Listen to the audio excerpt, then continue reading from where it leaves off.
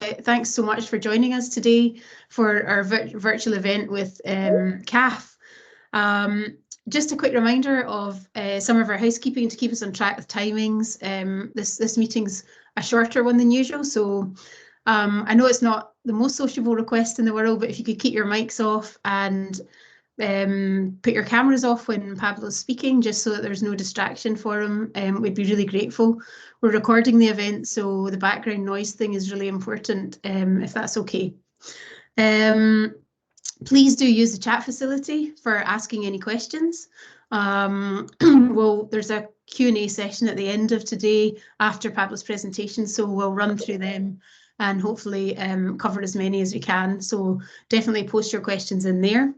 For those of you who don't know me, I'm Shona Clive. I'm project lead of the Rail Cluster Builder project, working with the team at Scottish Engineering. I'm also Vice Chair of Women in Rail and a member of Women in Transport, and I've been in the rail sector for 25 years now. My previous role was Head of Marketing and Communications at Babcock. I'm absolutely delighted to give a very warm welcome to Pablo Moreno from CAF. Pablo is the UK Procurement Manager for the business, and I'd like to extend a huge thank you to you, Pablo, for supporting us today and doing this presentation today. I think it will be really, really useful.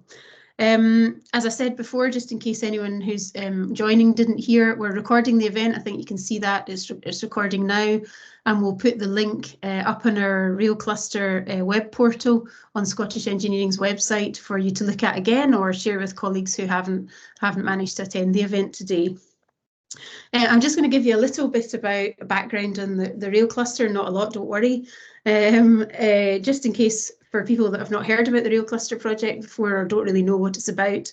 So it's an 18-month project, and we started in August last year. It's funded by Scottish Enterprise and the European Regional Development Fund. We're also directly supported by Transport Scotland. The main purpose of the project is to connect or facilitate connections between SMEs who are looking to diversify into the rail sector or to grow their presence in the rail sector if they're already in it, and connect them in with the existing rail sector supply chain. So that's companies like Network Rail, ScotRail, Tier 1s, OEMs, rolling stock manufacturers, Roscoes, etc., across the whole piece, rail freight companies too. We also aim to raise awareness of the opportunities in the rail sector. So that's a key part of what we do too. The context of the project is the Transport Scotland's Rail Decarbonisation Action Plan, which can be found on the Transport Scotland website if you haven't read it, but I'm sure you have. It was issued in July last year, and it's got ambitious aims to achieve net zero passenger services by 2035. Just as a short summary to give you an indication of the Rail Cluster project in terms of numbers, we're actually in the final quarter of the 18-month project timescale. We have 818 members registered with us, individuals. We have 495 organisations, and of these 495, 231 are SMEs. And they come from a huge variety of backgrounds, like marine, oil and gas, renewables, automotive, across a whole piece of engineering. So the rail sector for these SMEs provides a multi-sector diversification potential, where there might be synergies, so companies can bring maybe best practice from other sectors, or where they have a skill or a service or a product that can be transferable into rail. I think what I've realised over the past 15 or so months is that there's a huge breadth and scope of capability right here on our doorstep in Scotland, and it's pretty impressive, to be honest, and I didn't know about a lot of it, so definitely that's been a really good exercise. Just as an aside, and I'm nearly finished, we are just about to launch a technical report. Part of the project includes technical reports. This one's called Hydrogen's Role in Decarbonisation, Developments in Rail Traction and the Wider Ecosystem. We've done this in partnership with the Hydrogen Accelerator at the University of St Andrews, and hopefully that will be an interesting read. So keep an eye out for it. We're just at approval stage, and hopefully that will be issued shortly. Just before I finish, and I promise I will, although the project is in its last quarter, we're fairly confident that there hopefully will be a phase 2 of the rail cluster project. We believe that we've created and established lots of good links and connections and relationships, but we feel that there's still a lot more to be done. We'll keep you up to date with progress as that develops. We're working with Scottish Enterprise and Transport Scotland to find a way for phase 2. So that's just all I wanted to say, really. Thank you very much for joining us. We hope you enjoyed today's event, and I'll now hand you over to Pablo. Thanks so much, Pablo. Thank you, Shona. Thanks everyone for attending. A big thank you for Shona and to Scottish Engineering as well for organizing this day on a very special day, because I don't know if you were aware that today is a National Day of Spain. So we couldn't have chosen a better day actually to organize this. The idea of today is just to make a brief introduction to our group, explain which are our activities in this moment in the United Kingdom, and which are our strategic plans for the future, and explore any potential collaborations with the members of the rail cluster. I'm going to share some slides.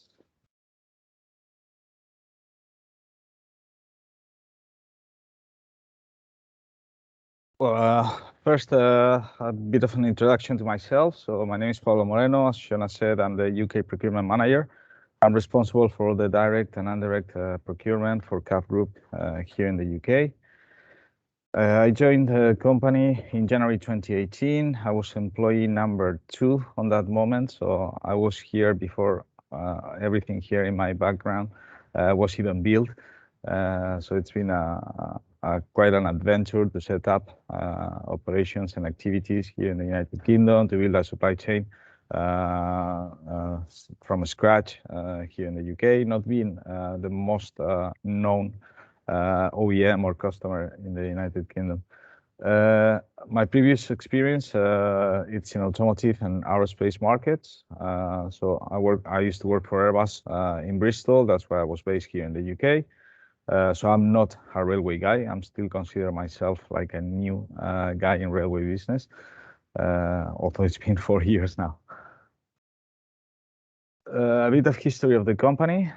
So the company was created in 1917 as itself. So CAF stands for Construcciones y Auxiliar de Ferrocarriles. No one knows us for that name. It's too long, not even in Spain. It literally translates like construction and ancillary of railways, something like that. So it was a merge of different industrial groups on the north area of Spain, in Basque Country and Zaragoza. So 4 years ago, we celebrated the first centenary of the company. We've been 100% national business until early 2000s, when the national expansion of the company started. So we started with first subsidiary and a first big project in Mexico. Until that point, we were manufacturing everything in our sites locally in Spain, and with a main customer that was Renfe, the national operator in Spain. So we are quite young player in the global market. So we've been operating internationally just 20 years, around 20 years. In 2010, we started the development of our platforms. We started developing our very high-speed platform. It's the one that we are bidding for HS2 project, for example, here in the UK. We got fully automated metros solutions like Helsinki or Santiago de Chile, and next coming DLR in London. And we got the CVT UK platform that is our best seller here in this market, and is the trains that we are manufacturing as we speak in this site here in Newport. Well, we create railway solutions, turnkey solutions. So we are not only a train manufacturer.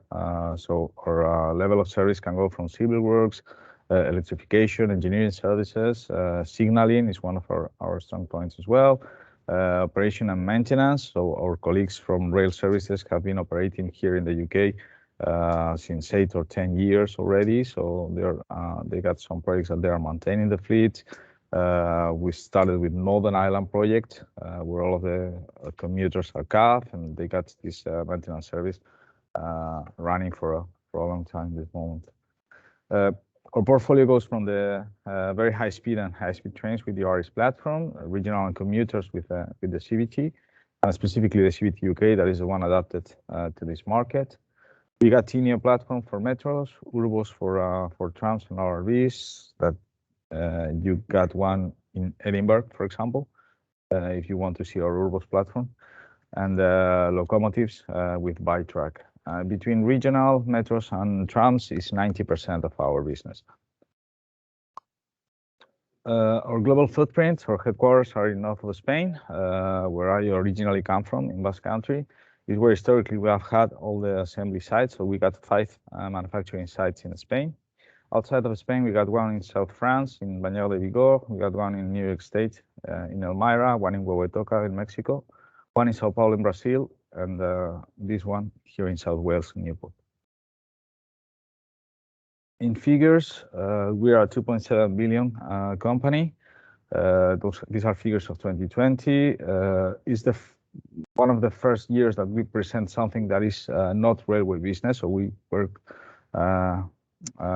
since the origin, we've been a railway company, but recently we acquired Solaris, that is a bus manufacturer based in Poland, and we have diversified a bit our solutions now, and we got also a bus business. Our portfolio is around 8.8-9 billion, so we try to keep it in that figure to secure 4 years of operation of the company. We're around 9,000 people in this moment, and as you can see, the UK is a major market for the company, even bigger than our local market in Spain in this moment. Well, we are all coming from a pandemic, so I just wanted to transfer here like a positive message. So we are recovering from 2020, from a pandemic year, that it wasn't that bad at all. So I think that we need to be grateful and we need to feel privileged of being in this sector. If we look to other markets, how they have been affected by the pandemic, here it has not been really painful, and we're recovering pretty fast. So we're increasing in order intakes. We have 3 times more order intakes than last year. We have increased the backlog 7% in revenues and in margin. Everything looks positive in the first half of this year. Regarding sustainability and environmental, social, and governance, it's something that we are encouraging and empowering the company to. We got some changes, so we're in a transformation period in this moment that included a new appointment of a new CEO. We have been awarded the largest railway contract for battery power technology in Germany. So I think that shows our commitment with sustainable energies. Factory is the first manufacturer in electric buses in Europe. So I think that our solutions are moving that way in the future about green energies and sustainability. A bit of our history here in the UK. So although this site here in Newport is quite new, so we started operating in September 2018. Our history here in the UK is not new. So we started in the late 90s with the Heathrow Express Airport Link. It was a joint venture with Siemens at the time. Then in 2004, we signed the Northern Ireland contract, a couple of extensions of that contract in 2011 and 2018. Edinburgh and Birmingham Tram in 2010 and 2014. And the last 3-4 years have been really successful for us in the UK with Transparent Express, Caledonian Sleeper, the Northern Arriva, West Midlands, Wales and Borders, and DLR projects coming. As we speak, we're manufacturing, so we got the site fully dedicated to Transport for Wales project that will take us until the end of 2023, this project. And DLR is being manufactured in our headquarters as we speak because we didn't have capacity in this site because they were running at the same time. The facility here is located in Newport in South Wales. It was an investment of around £30 million. The factory was completed on time in summer 2018. Got a total site area of 500,000 square feet with a cover area of 162,000. We got 3 assembly lines. We got our own pin booth, own water test device, and we got 5 indoor test lines with direct access to the main network. Well, this is more regarding Procurement Department, who I represent here. So we got a quite aggressive target of localization for the UK project. This is the third project that we are managing here in Newport. We started with Northern Ariba at the beginning of in 2018. It was quite a special project on the time because it was our first project here. We transferred at the middle of the project, so it was just a cut and paste of what we were doing in Spain. The customer, obviously, no one wants to be the first one to come to a new site with no experience in railway business, things like that. So they were quite strict with the rules of transferring the project, so we were not able to change the supply chain at all. So we managed to bring some consumables, some C-class components. That's why only 15% of the volume was transferred into the UK. In West Midlands, we had a pre-series in Spain of 20 vehicles, and all the rest were manufactured here in Newport. And here's where we started trying and developing our supply chain. So we managed to bring 43% of the volume to the local team of in the UK. So responsible for purchasing that 43% of the project. And in Wales and Borders, or in Transport for Wales, is 59% of the project that we are managing locally here in the UK. So we got a really ambitious target of localization in the UK. I think it's going to become a very important thing for future projects, especially after Brexit. And autonomy and the competitiveness are key in order that we become a sustainable subsidiary of the company. Sorry. In analysis more in detail by commodities, so in metallic components, I think that we got a quite solid supply chain in this moment. Obviously, it was the first thing that we moved, build-to-print parts, fabrication, machine components. Is normally the easiest material to be transferred because they are not as complex as other systems. They do not require special certifications apart from the pure railway ones. In composite components, we haven't managed to move a lot because we got a big handicap here because we're challenging labor rates of south of Spain. That is where our normal or historical supply chain is located. So here, I think that we need to challenge those prices with different things like innovation, new technologies, new materials, and trying to look to the life cycle of the product. In interiors, we are in a very good shape. Some of our suppliers are already collaborating with our headquarters for non-UK projects. So we got suppliers that they deliver tables or luggage tracks to projects that are not UK projects. So obviously, we always can improve, and we are always interested about new capacity. But I think we are in a good shape in interiors. In C-class components, our target of localization for this commodity is 100%. So it completely makes sense, and we are trying to think out of the box of the historical ways of working of our headquarters. So we are now closing deals with service providers, with vendor management, inventory solutions that will let us focus in our core business here in Newport, that is to manufacture and to test and commission trains.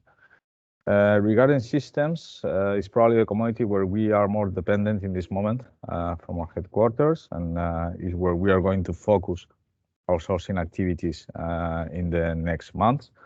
We need to identify local alternatives. Obviously, it's more difficult because we're using proven solutions, normally are linked with our platforms. Normally, it's solutions that we transfer across all of our portfolio. And normally we got long frame agreements with the suppliers because they are more strategic partners. But there are some subsystems that we could check and bring here, like Wi-Fi, CCTV, SAS-DOS, all those kind of small subsystems. Well, our goal in this moment is to develop and stabilize our supply chain as well here in the UK, to create and develop long-term relationships with our suppliers here. If you change our logo by any of your customer logos, we always demand the same. So it's quality, cost, and delivery. We're not inventing the wheel here, but I think it's good to highlight that we are a 100% customer-oriented company. So that's probably what makes us different from the rest of the market. It's probably coming from our way of working in Spain, that we've been operating over 80 years with one main customer. And everything that Renfe wanted, we were doing it, and we have transferred that to all of our customers. So we normally try to customize our solutions as much as possible. And if the customer wants to change something, it doesn't matter if that requires a big re-engineering, we will do it for sure. As a summary, well, we want to consolidate and to lead in the UK. We're investing, and this site here in South Wales is the best example of it. We need a strong local supplier base that walks this path together with us. And we expect these suppliers to be flexible and creative, supporting us, because I think I've given a flavor of which are our challenges. We know that we are now even more isolated after Brexit, and I think that is going to be one of the biggest challenges in the future, local content. So we need to increase the capacity on the railway industry here in the UK to be able to face the new projects and the new challenges. And that's it. I think that I've been too fast doing this. So that gives you more time for questions. Thanks so much, Pablo. You weren't too fast at all. It's fine. I'll just have a wee check. I don't think we've got any questions that anybody's put in the chat so far. So I'll ask a question if that's okay. Yeah, of course. So if there was an SME listening just now, which I'm sure there are, I know ours are Scottish based, but how would they get in touch with you if they wanted to make direct contact? Do they get in touch with you, or do you have a process, or how do they make contact? I'll show you the process. So taking advantage that I'm sharing my screen. If you go to our website, caf.net,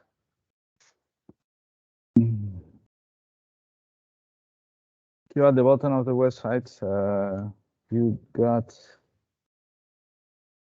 a tab that says Work for CAF. Brilliant. So this is going to open a link. It works.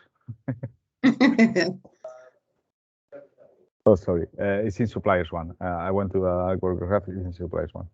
And here you got the Become a Supplier one. Ah, okay.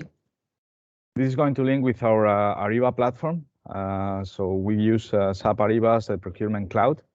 So here you're going to find the questionnaires that we normally require in order to start the certification process as a CAF supplier.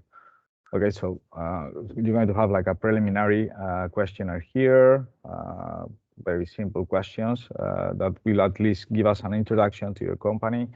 I think in the next step, once you submit this, you're even able to upload brochures, things like that, to give information. So we get a team that is dedicated to select suppliers and to review all these submittals or these appliances from potential suppliers, and then they will distribute to the specific buyers that are interested. So they do this kind of filter, and depending on the commodity that you're working, they will redirect you to one department or another one. So if you're, for example, like a global company, it will go to our headquarters. If you're more a local SME, and depending on the commodity, it will come to me or one of the members of my team. Brilliant. Thanks so much. We've got a couple of questions coming into the chat, so I'll just run through them if that's all right. Yeah. Or in fact, if you want to ask your own question and you've posted it, please feel free to put your camera on. I don't know if you want to and ask it directly. It's no problem if you would prefer to do that. David, I don't know if you want to do that, or I can do it for you. No, that's fine. Actually, I just noticed that somebody's come around the back and virtually a very similar question. It was really just to understand, Pablo mentioned, some new areas where existing technologies might not be part of the day-to-day business. So how much involvement did the UK operation have in product development, and therefore would that be a case of new commodities coming on stream? And then I think it's a very similar one from Robin just after me, talking about new technologies. So I think they're kind of in a way linked. Yeah. Well, regarding new technologies, we got our own engineering department here in Newport. They normally act as a link with our suppliers or potential suppliers for these new technologies. Obviously, we need to keep updating our product. We cannot let it go obsolete regarding new technologies, things like that. So we are always open to innovation and to new technologies. Regarding the other part of the question regarding companies that are not currently supplying to the rail sector, it's something that we've been already including. So obviously, when we arrived here into the UK 3-4 years ago, there are some specific certifications that are needed, for example, for fabricators, that they need the EN 15085. So in some commodities we were limited, and we've been sharing with the historical train builders here in the UK, so like Alstom in Midlands and Hitachi in the Northeast area. But we have developed our own suppliers as well. So we got some new suppliers that we introduced from different sectors. We got people coming from automotive, from aerospace, that we have already developed and are part of our supply chain in this moment. Obviously, for us, it gives another value if you are a CAF supplier and if we are not the last in the queue in the list of the customers, for example. Okay, thanks. Robin, did that answer your question too, or would you like to ask more, or did that? Yeah, I guess it was specifically whether there's any technologies used for autonomous vehicles or autonomy likely to be getting their own stock. So specifically things like radar, lidar, camera, ultrasonics for navigation, passenger monitoring on the station. Anything like that ongoing, Pablo? Well, we got a couple of solutions, of autonomous solutions. We got some metro systems in Santiago de Chile and in Helsinki that they use these kind of systems. We are now introducing the first CAF fleet in DLR in Docklands. So I would say that, yeah, we're always open to these new technologies, things that we normally don't have in the standard fleets of commuters. But yeah, I think that is something that is coming more and more, this kind of autonomous solutions. So yeah. Great, thank you. And we've got a final question here from Anthony. Hi, Pablo. Good morning. Thank you very much for your time. As a company, I work for a company called NTN. We're a Japanese bearing manufacturer. We supply CAF in several countries. Yeah. Would it be possible to get your details and contact you direct, or would I have to still go through the supplier portal? Well, we can so what I will do is to pass my contact information. Well, Shona got it, and you can just liaise with her for this specific cases. Obviously, you can contact me directly. In this case, for example, of the bearings, just to explain you how we operate here in Newport. So what we got here is a final assembly line. So normally the bearings are supplied into the bogies. The bogies are still manufactured in Beasain in our headquarters. So probably there will not be much or many possibilities to work directly here unless it's for a spare part, things like that. But always happy to explore these solutions if they will improve our way of working. Yeah. Okay, lovely. Thank you very much.